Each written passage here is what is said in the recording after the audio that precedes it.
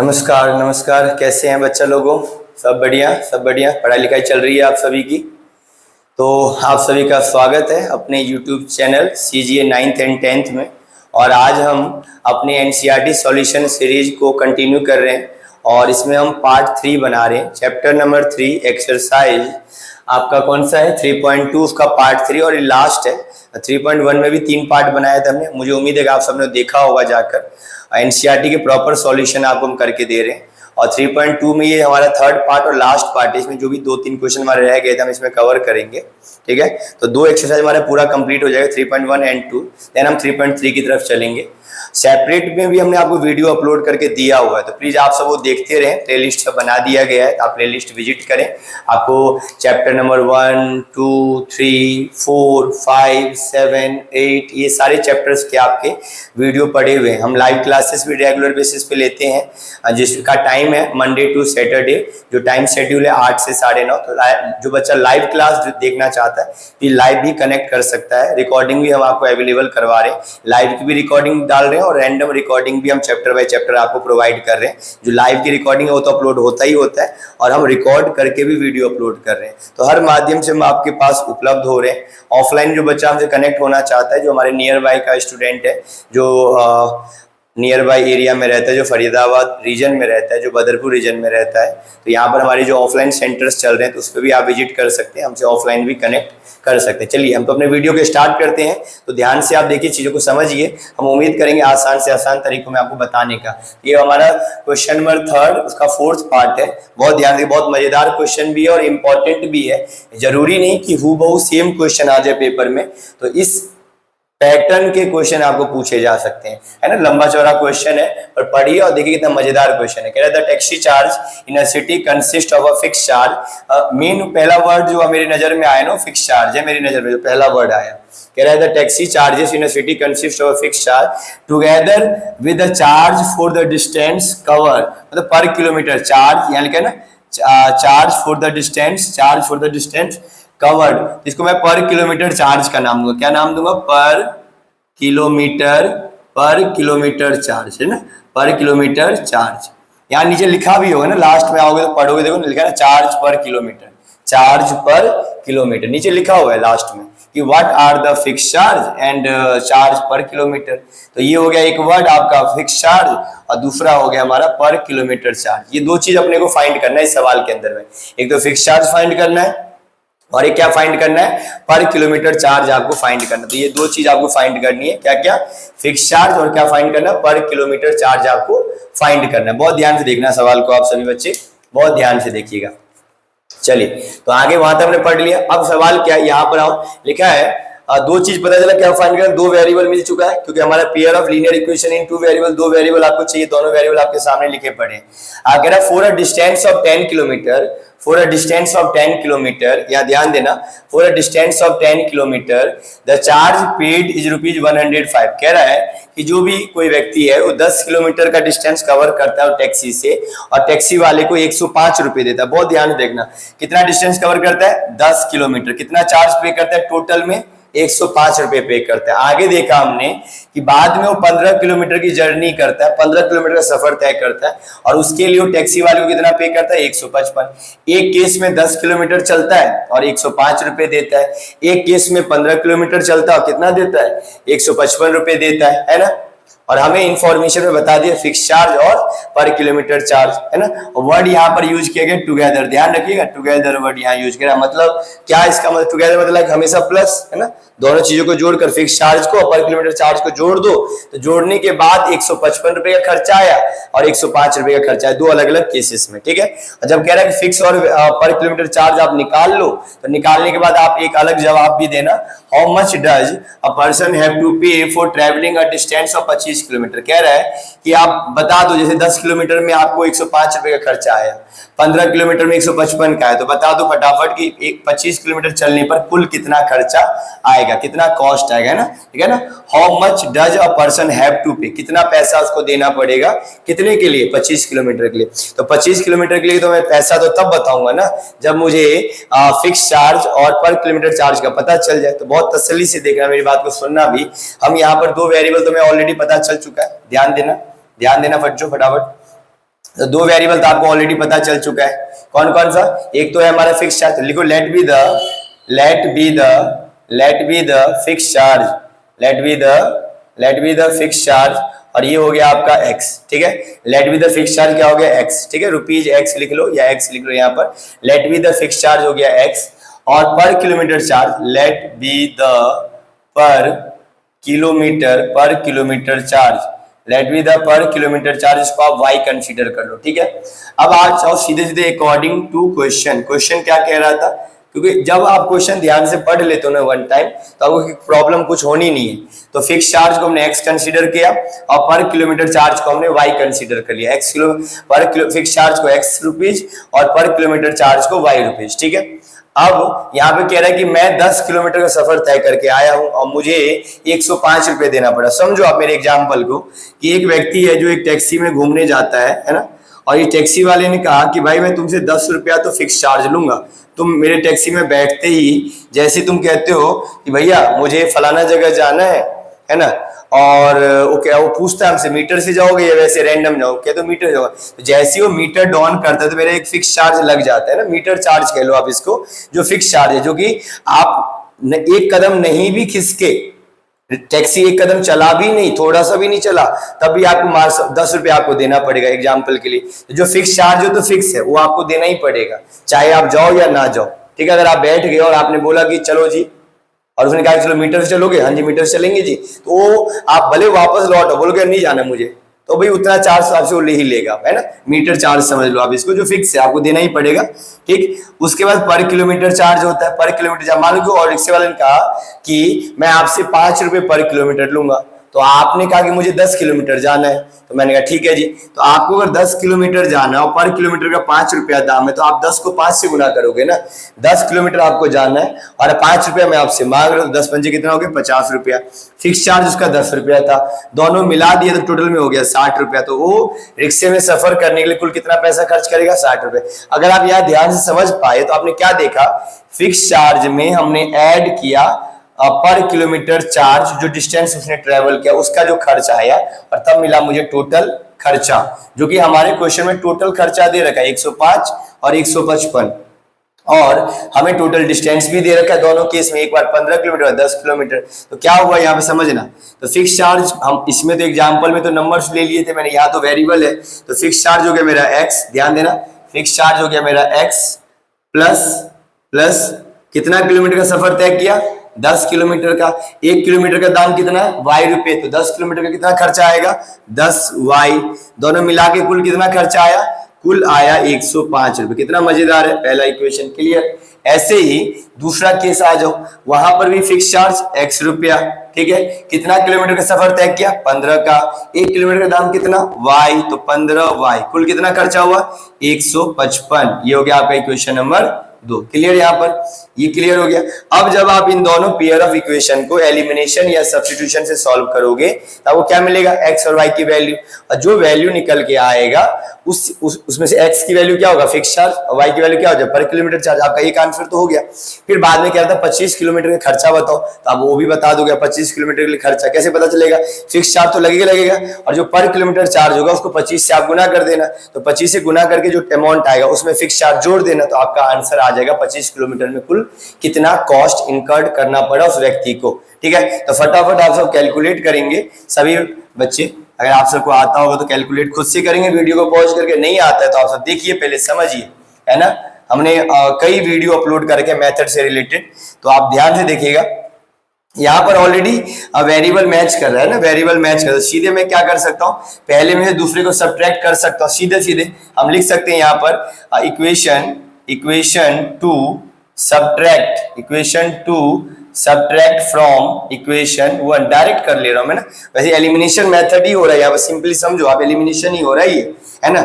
इसमें बस क्या है कि पहले से एक वेरिएबल मैच कर रहे, इसलिए हम कुछ ज्यादा लफड़ा नहीं कर रहे, पर ये एलिमिनेशन ही है। तो मैंने लिखा है x + 10y = 105 और x + 15y इक्वल टू 155। और ध्यान से देखना, मैंने साइन, क्योंकि मैंने क्या कहा, इक्वेशन 2 को मैं 1 में से घटा रहा हूं, तो इक्वेशन 2 के मैं साइन क्या कर दूंगा, बदल दूंगा। तीनों पॉजिटिव में थे इक्वेशन 2 के साइन, हम तीनों को नेगेटिव हमने कर दिया। देखो ये प्लस ये माइनस कैंसिल, 10 में से 15 माइनस करो, कितना आ जाएगा, माइनस का 5y। और 105 में से 155 माइनस करो, माइनस का कितना आ जाएगा, माइनस का 50। अब माइनस से माइनस तो कैंसिल हो गया। तो बताओ मुझे यहाँ पर y की वैल्यू कितनी आएगी, 50 बट्टे में 5, बोलो कितना आया, 10 आया। कितना आया, 10। तो ये मेरा जो 10 रुपया निकला, ये 10 रुपया क्या निकला, ये निकला आपका पर किलोमीटर चार्ज। हमें पर किलोमीटर चार्ज मिल गया। चलो जी, अब क्या करेंगे, बहुत simply, y equal to 10 put in, किसी में पुट करवा लो, पुट इन इक्वेशन 1 करवा लो। चलो ठीक है, 1 में करते। तो x प्लस 10 y की जगह पे 5 इक्वल टू 105। ध्यान दीजिएगा, x इक्वल टू 10 5 जा 50 इक्वल टू 105। ठीक है, तो x इक्वल टू कितना हो जाएगा, 105 माइनस 50। बताइए फिक्स चार्ज कितना निकला, 55 रुपए। कितना निकला, 55 रुपए का। तो आपको फिक्स चार्ज मिला 55 रुपए, और पर किलोमीटर चार्ज कितना मिल गया, 10 रुपए। तो यहाँ पे लिख दोगे फिक्स, ये फिक्स चार्ज है, तो वहां पे मैंने सामने में लिख दिया, ये है, ये हो गया आपका फिक्स चार्ज, ये हो गया आपका फिक्स चार्ज, और ये हो गया आपका पर किलोमीटर चार्ज। ये लिखना पड़ेगा, डायरेक्टली एक्स वाई निकाल के आप नहीं छोड़ सकते। ये आपको बताओगे कि सवाल ने आपको क्या पूछा हुआ है, एक्स वाई पूछा हुआ है क्या, नहीं, आपको पर किलोमीटर चार्ज और फिक्स चार्ज पूछा, तो आपको लिखना पड़ेगा। अब हमें क्वेश्चन में आगे क्या पूछा था, 25 किलोमीटर का कितना खर्चा आएगा, बताओ कितना आएगा। तो यहाँ पे डिस्टेंस ट्रेवल कितना किया, 25 किलोमीटर का। तो यहाँ कॉस्ट, यहाँ पे लिखेंगे 25 किलोमीटर का हमें डिस्टेंस कॉस्ट निकालना है, टोटल 25 किलोमीटर है ना। क्या लिखेंगे,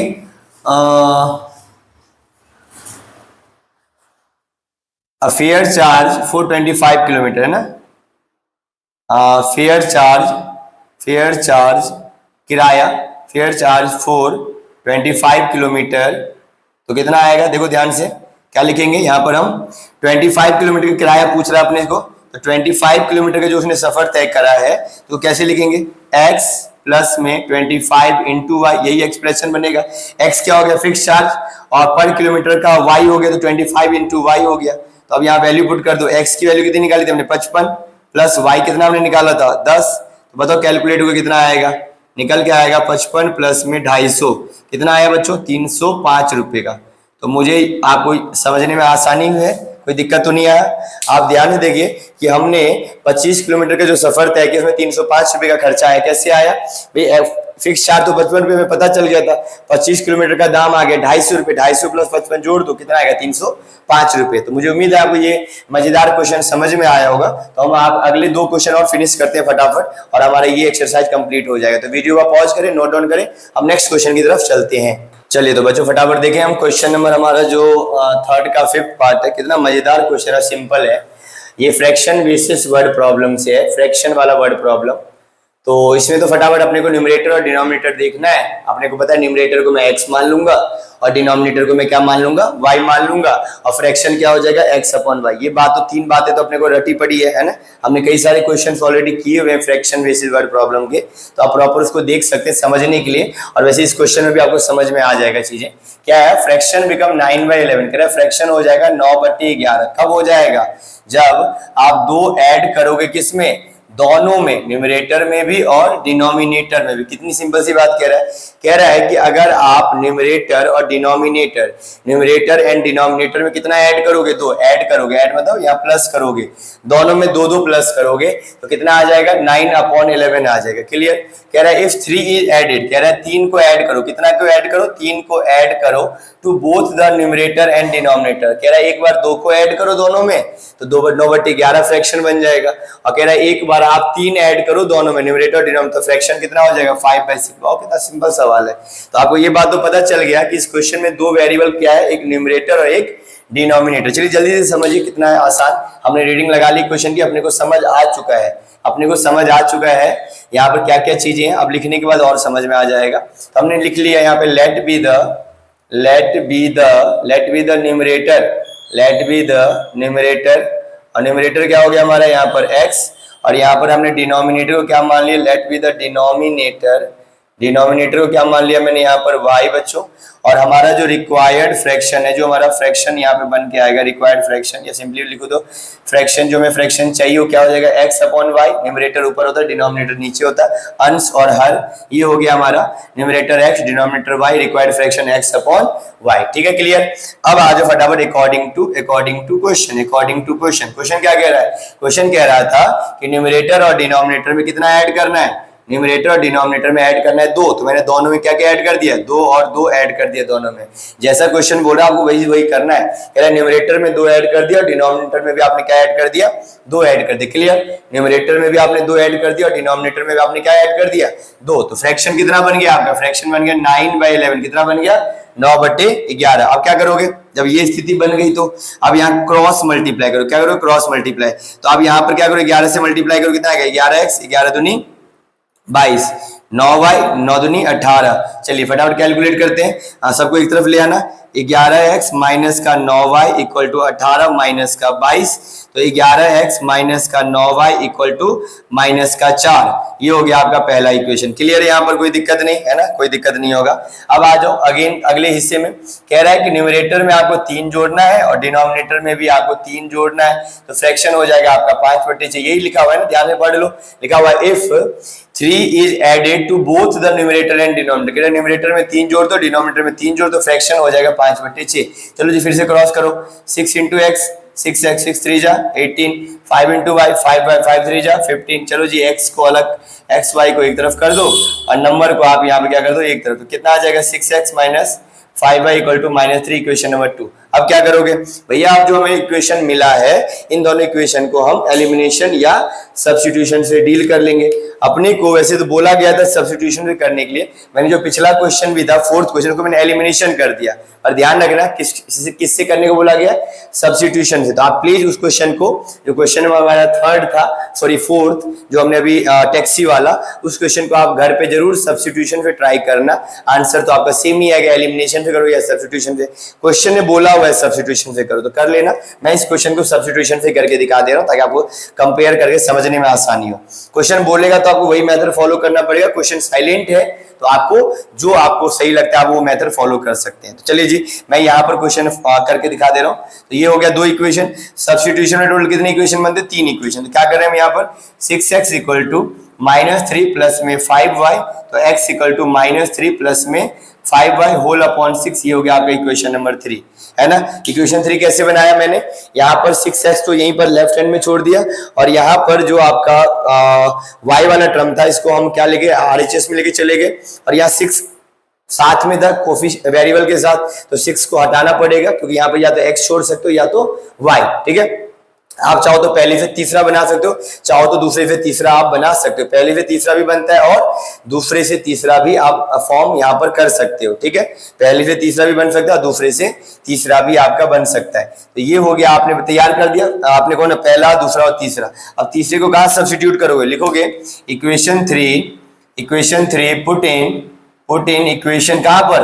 1 में। तो भैया पहले दूसरे से तीसरा आपने फॉर्म कर दो, तीसरे को कहां रखोगे? पहले में रखोगे। चलो जी फटाफट पुट कर दो पहले में। तो यहाँ है आपका क्वेश्चन 11x, x की जगह क्या रखोगे? -3 प्लस में 5y होल अपॉन में 6, और यहाँ पे माइनस का 9y इक्वल टू में माइनस का 4। देखो x की जगह पर आपने सब्स्टिट्यूट कर दिया -3 प्लस 5y होल अपॉन 6। बाकी तो एज इट इज सेम है, माइनस का 9y माइनस का 4 देखो सेम टू सेम है। यहाँ मल्टीप्लाई कर लो, कट तो रहा नहीं, सिंप्लीफाई तो हो नहीं रहा, गुना करो। 11 को -3 से गुना करो कितना आएगा? माइनस का 33। 11 को 5 से गुना करो तो आएगा आपका 55y होल अपॉन 6 माइनस का 9y अपॉन 1 माइनस का 4। कैलकुलेट करो, 6 और 1 कैल्सियम कितना आएगा? 6 -3 प्लस का 55y माइनस का 9 6 जा 54y इक्वल टू -4 माइनस का 33। 54 में से 55 में से 54y गया तो क्या बचेगा? सिर्फ y बचेगा। और ये क्रॉस भी कर सकते हो लगातार, ये अभी कर लो क्रॉस अगले स्टेप में। ये सिर्फ कैलकुलेशन है बच्चे। -33 प्लस में y 6 4 जा 24, तो क्या हो जाएगा? y equal to -24 plus 33। तो y की वैल्यू आ गई आपकी यहाँ पर कितना आ गया? 24 से 3 9 आ गया ना, y की वैल्यू आ गई आपकी 9। कितनी आ गई? y 9 ही आएगी ना, कैलकुलेट करो, y की वैल्यू आ गई 9। अब आप x भी कैलकुलेट करना चाहोगे, y जैसे ही निकल गया तो आप क्या कैलकुलेट करोगे? x कैलकुलेट करोगे। तो मुझे बोर्ड साफ करना पड़ेगा, आप प्लीज इसको नोट डाउन करें, मैं आपको आगे निकाल के देखता हूँ। ये हिस्सा मिटा दे रहा हूँ, प्लीज पूरा नोट डाउन कर लीजिए आप, ठीक है। y इक्वल टू 9 लिखो, पुट इन इक्वेशन 3 में पुट करवा लो मेरे से। इक्वेशन 3, पुट इन इक्वेशन 3, ये रहा x इक्वल टू -3, y की जगह कितना पुट करोगे? 9 होल अपॉन 6, ठीक है। -3 9 पंचे 45 अपॉन में 6 कितना आएगा? 42 माइनस करने में 6 तो 7 6 42 कितना आया भैया? हमारे पास जो x की वैल्यू आई ना 7 आ गई। तो क्या मेरा आंसर आ चुका है? नहीं, सवाल कहा गया था फाइंड द फ्रैक्शन, यहाँ पर छोड़ के आओगे ना 0.5 गया, तो बेहतर है आप लिख दो यहाँ पर जो हमें जो पूछा गया है, रिक्वायर्ड फ्रैक्शन। तो फ्रैक्शन क्या था हमारा? फ्रैक्शन था x अपॉन y, तो हमारा x कितना आया 7, y कितना है 9, तो आंसर आएगा 7/9।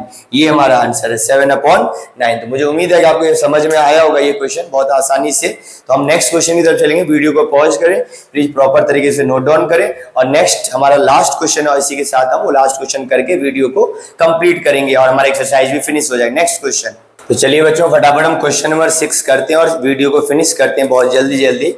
तो कितना मजेदार क्वेश्चन है बच्चों, ये एज रिलेटेड वर्ड प्रॉब्लम है, एज बेसिस वर्ड प्रॉब्लम है, बहुत मजेदार है ना। इसके भी सेपरेट वीडियो आपके चैनल पे पड़े हुए हैं, आप जाकर जरूर उसको देखें, अपलोडेड है, देख लीजिए अच्छे से। बाकी इस क्वेश्चन में समझने की पूरी कोशिश करिए, क्या चीज है यहाँ पर, क्या क्या कहानियां होती है इसमें। कह रहा लास्ट में आ जाओ सीधे, लिखा हुआ है प्रेजेंट एज फाइंड करो। किस किस का प्रेजेंट एज भाई? जैकोब का, एक तो जैकोब है और जैकोब का और उनका बच्चा है, जैकोब और हिज सन, जैकोब और उनका बच्चा है, और दोनों की हमें परसेंटेज फाइंड करनी है। तो दो कैंडिडेट तो मिल गया, दो वेरिएबल तो अपने को साफ साफ दिख रहा है, जैकोब की परसेंटेज को x मानने का और सन की परसेंटेज को y मानने का। आपकी मर्जी है, आप उल्टा पुल्टा भी कर सकते हो, है ना, पर दो वेरिएबल तो मिल गया ना, जैकोब का परसेंटेज और सन का परसेंटेज। ठीक है, आगे पढ़ लो अब एक बार। एक वर्ड है 5 ईयर हैंस, हैंस का मतलब होता है बाद, बाद का मतलब होता है प्लस, है ना, हैंस का मतलब बाद, बाद का मतलब प्लस। ठीक है, और यहाँ पे वर्ड है 3 टाइम, उसको भी हम जिक्र कर लेंगे। 5 ईयर अगो, अगो का मतलब होता है माइनस, अगो का मतलब क्या होता है माइनस। लॉन्ग लॉन्ग अगो, है ना, कई साल पहले की बात है, तो अगो मतलब पहले की बात हो रही, पुरानी बात हो रही, तो एज माइनस हो रहा होगा, है ना। और हेंस मतलब बाद होती, तो बाद का मतलब प्लस होता है। एज बेसिस में बस यही ध्यान रखना है, एज बेसिस वर्ड प्रॉब्लम में ये जो वर्ड है, जैसे लाइक यहाँ हेंस है, यहाँ अगो है, यहाँ वर्ड लेटर आएगा, है ना, वर्ड लेटर आ सकता है, आफ्टर आ सकता है, कुछ और भी नए नए वर्ड्स आपको देखने को मिल सकते। क्या क्या हो सकता है, लेटर मतलब भी बाद हो गया, बाद मतलब भी प्लस हो गया, और क्या हो सकता है, और कुछ वर्ड याद करो, आप कमेंट करके बताना कुछ नए नए वर्ड अगर आपको याद आ रहे हो तो। मैं कुछ और वर्ड बताऊं क्या, जैसे अगो वर्ड बहुत कॉमन वर्ड है, लेटर वर्ड भी है यहाँ पर, और वर्ड आप कमेंट करके बताइएगा कुछ ऐसे नए नए वर्ड जो यहाँ पर ये अगो और हेंस के लिए यूज किया जाता होगा सवाल में, तो कमेंट करिएगा प्लीज। ठीक है, चलिए तो आगे कह रहा है, यहाँ पर एक वर्ड है 7 टाइम, है ना, वहां 3 टाइम अंडरलाइन कर दिया। चलो अब सवाल मुझे तो समझ आ गया, आप समझ लो। क्वेश्चन में कहा गया कि 5 ईयर हेंस, 5 साल बाद जैकोब का जो उम्र होगा वो अपने बच्चे की उम्र का 3 गुना होगा। जैकोब का जो उम्र होगा अपने बच्चे की उम्र का कितना होगा? 3 गुना होगा। और उसके बाद अगले सिचुएशन में कह रहा है कि 5 साल पहले जो जैकोब का उम्र था अपने बच्चे की उम्र का 7 गुना था। कितना सिंपल कह रहा है ना, कि 5 साल बाद जैकोब का उम्र अपने बच्चे की उम्र का 3 गुना होगा, और 5 साल पहले जैकोब का जो उम्र है, एज है, वो अपने बच्चे की उम्र का 7 गुना होगा। क्लियर समझ आ रहा है? कह रहा है कि प्रेजेंट एज बता दो दोनों का। तो भैया आप समझो ध्यान से, क्वेश्चन तो बहुत सिंपल है, आप समझो क्या कह रहा है। यहां लिखो let be the present age of Jacob, let be the present age of Jacob, मान लो x, है ना, और let be the present age of his son, तो उसको मान लो y ईयर। ठीक है, अकॉर्डिंग टू क्वेश्चन पे आ जाओ और देखो मजेदार क्वेश्चन क्या कह रहा है। कह रहा है 5 ईयर हेंस, तो पहले 5 ईयर हेंस की बात कर लें। 5 ईयर हेंस की बात करते, 5 साल बाद की बात करते, तो दोनों के उम्र में सीधा 5 साल जोड़ दो पहले, तो बहुत सिंपली दोनों के उम्र में 5 साल जोड़ दो, तो 5 ईयर हेंस, तो दोनों को उम्र, जैसे तो मान लो अभी x साल का है तो 5 साल बाद प्लस 5 होगा, कोई आदमी अभी 4 साल का है कोई बच्चा भी 4 साल का, तो 5 साल बाद कितने का होगा, 9 साल का। कैसे पता चला, 4 में 5 जोड़ दिया ना। तो ऐसे ही मान लो जैकोब अभी x ईयर का है, तो 5 साल बाद कितना होगा, x प्लस 5। और अगर उनका बच्चा अभी y ईयर का, तो 5 साल बाद कितना होगा, y प्लस 5। मैंने दोनों को बराबर में रखा है कि सिचुएशन हमें बराबर का ही दे रखा है। क्या 5 year hence the age of Jacob will be 3 times that of his son। तो एज ऑफ जैकोब, जो एज ऑफ जैकोब है वो 3 गुना, टाइम्स का मतलब होता है मल्टीप्लाई, टाइम्स का मतलब क्या होता है, मल्टीप्लाई, टाइम्स का मतलब क्या होता है, मल्टीप्लाई। कितने टाइम है, 3 टाइम। किसका, जैकोब के उम्र का 3 टाइम है, ये मतलब उनके बच्चे की उम्र का 3 टाइम है। जैकोब का जो उम्र है बच्चे के उम्र का 3 गुना है। जैसे बोल रहे वैसे जैकोब का यहाँ पे 5 साल बाद वाला उम्र जो अपने बच्चे के 5 साल बाद वाले उम्र के 3 गुना के बराबर है, ऐसा। तो अब यहाँ से इक्वेशन क्या बनेगा, x plus 5 equal to 3y plus में 15। यहाँ वेरिएबल को एक तरफ कर दिया और कांस्टेंट को एक तरफ, तो x माइनस 3y बराबर 10 आ गया। ये रहा आपका इक्वेशन नंबर 1। कोई दिक्कत है क्या, कोई दिक्कत नहीं होगा। अब क्या करें, 5 ईयर लेटर, 5 ईयर अगो, वही 5 ईयर अगो है ना, 5 साल पहले की बात हो रही है अब यहाँ पर। तो 5 साल पहले की बात हो रही, तो दोनों की एज में फटाफट माइनस कर दो 5 साल, दोनों की एज से 5 साल घटा दो। भाई अभी कोई व्यक्ति 10 साल का, तो 5 साल पहले कितने का रहा होगा, तो 10 माइनस 5 साल का रहा होगा। तो दोनों की उम्र से 5 साल घटा दो। सवाल को पढ़ो, कह रहा है जैकोब जो है, जो कि x माइनस 5 यहाँ पे रिप्रेजेंट करता है जैकोब का उम्र 5 साल पहले का। तो जैकोब का जो उम्र है वो 7 टाइम है, किसका, अपने बेटे की उम्र का 7 टाइम, अपने बेटे की उम्र का 7 टाइम। तो जैकोब का उम्र अपने बेटे की उम्र का 7 टाइम है। कितना सिंपल है पढ़ने में, x minus 5 equal to 7y minus का 35। तो x minus 7y equal to minus 35 plus में 5, तो x minus 7y equal to minus का 30। इक्वेशन नंबर हो गया 2। आपके पास 2 इक्वेशन फ्रेम हो चुके हैं। आप इस इक्वेशन को सब्स्टिट्यूशन से ही करोगे, साफ साफ बोला हुआ है। आप चाहो तो, आपका मन करे तो आप एलिमिनेशन भी लगा लेना, पर हाँ पेपर में अगर लिख कर आता है बाय सब्स्टिट्यूशन तो आपको करना पड़ेगा सर, इसलिए आपको दोनों मेथड सीखने पड़ेंगे। तो अभी आप इसको किसी भी मेथड से कर लो, आपकी मर्जी है, पर क्वेश्चन क्या बोले, सब्स्टिट्यूशन लगाओ। तो मैं लगा दूं क्या फटाफट आपके लिए सब्स्टिट्यूशन, देखो ध्यान से। मैं क्या करता हूं कि पहले से तीसरा बना लेता हूं आपकी बार। तो मैं क्या करता हूं, x इक्वल टू 10 प्लस में 3y, ये हो गया मेरा थर्ड इक्वेशन। कितना सिंपल है ना। सीधे मैंने क्या करा, माइनस 3y जो हमारे लेफ्ट हैंड में था राइट हैंड में लेके, तो माइनस से क्या बन गया, प्लस बन गया। इसको पढ़ता हूं x in term of y। तो क्या करेंगे, इक्वेशन 3 को, इक्वेशन हमारा 3 है, पुट करेंगे, पुट इन इक्वेशन कहां पर, पुट इन इक्वेशन 2 में, क्योंकि मैंने पहले से तीसरा बनाया तो तीसरे को कहां पुट करूंगा, दूसरे में पुट करूंगा। देखो जी, x तो की जगह पर क्या रखेंगे, 10 प्लस 3y माइनस का क्या, 7y इक्वल टू कितना, माइनस का 3। ध्यान देना, x की जगह पर आपने रखा 10 प्लस 3y, x की जगह पर रखा 10 प्लस 3y और माइनस का 7y as it is equal to minus 30। अब देखो ध्यान से, 3y में 7y माइनस करो तो कितना आएगा, माइनस का 4y, ये हो रहा माइनस का 30। ठीक है, अब माइनस का 4y यही रहने दो, नंबर को एक तरफ कर दो, तो माइनस 30, ये 10 प्लस वाला हो जाएगा, क्या हो जाएगा, माइनस, प्लस वाला क्या हो जाएगा, माइनस, प्लस वाला क्या हो जाएगा, माइनस का 4y इक्वल टू माइनस का 40, माइनस से minus cancel, y equal to 40 बटे में 4 दे 40, तो कितना आया, y की वैल्यू 10। तो 10 साल का कौन है भाई, जैकोब का बच्चा है 10 साल का। जैकोब का बच्चा कितने साल का है, 10 साल का है। अगर मुझे जैकोब का उम्र निकालना होगा, ये तो लिखो, यहाँ पर लिखो किसका उम्र है, ये present age of his son है ना, प्रेजेंट एज ऑफ सन, किसका उम्र है, प्रेजेंट एज ऑफ सन है ना, जैकोब के बच्चे का उम्र है प्रेजेंट एज ऑफ सन। अब अगर मुझे जैकोब का उम्र निकालना हो, किसका उम्र निकालो, जैकोब का, तो क्या करेंगे, इधर कर दूं क्या, इधर मैं बोर्ड को साफ कर देता हूँ, इधर कर देता हूँ। आप प्लीज वीडियो को पॉज करें और नोट डाउन कर लेते हैं फटाफट। तो हम आगे चलते हैं लास्ट हिस्से पर।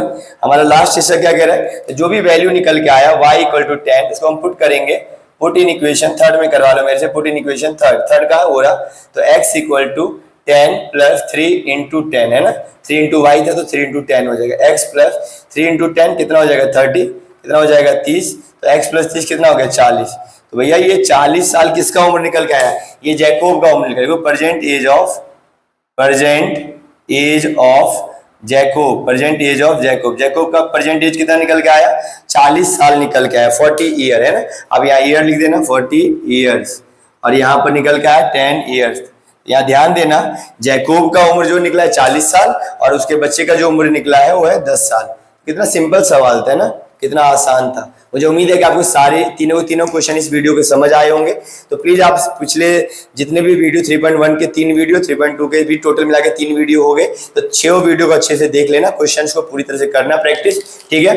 अब हम नेक्स्ट जो हमारा वीडियो होगा 3.3 के लिए होगा, कोशिश करेंगे कि ये 2 पार्ट में हो जाए, 2 पार्ट में तो मैक्सिमम 3 पार्ट में हम उस एक्सरसाइज को भी फिनिश करने की पूरी कोशिश करें। मुझे उम्मीद है कि आप हमारे सारे वीडियो देख रहे होंगे और वो आपके लिए बहुत ज्यादा वैल्यूएबल होंगे, मेरे को ऐसा लगता है। अगर कहीं भी कोई भी दिक्कत हो तो आप प्लीज कमेंट करके हमें बताएंगे, हम जरूर उसके ऊपर रिवर्ट जरूर करेंगे आप सभी को। तो बहुत बहुत धन्यवाद, नमस्कार।